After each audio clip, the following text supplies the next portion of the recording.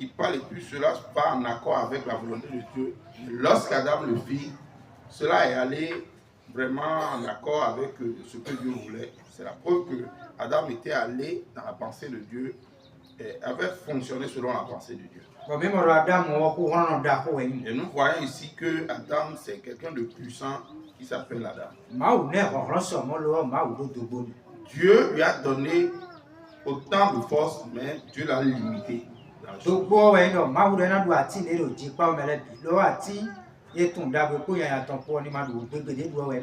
Mais ici, la limite que Dieu lui a imposée est que l'arbre de la connaissance du bien et du mal, qui donne l'intelligence, en fait, cet arbre-là, il ne devait pas en manger. Le jour qu'il en mangerait, il devait en mourir certainement.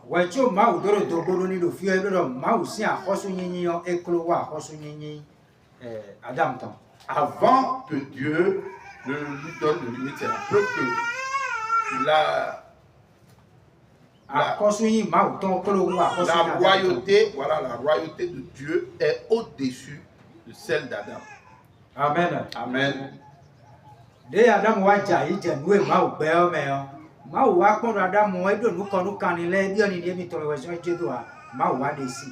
Lorsqu'Adam tomba dans le péché, contrairement à la volonté de Dieu, Dieu n'a pas regardé parce que non, il était là, il avait honoré les animaux ici et ça, mais Dieu a quand même se puni.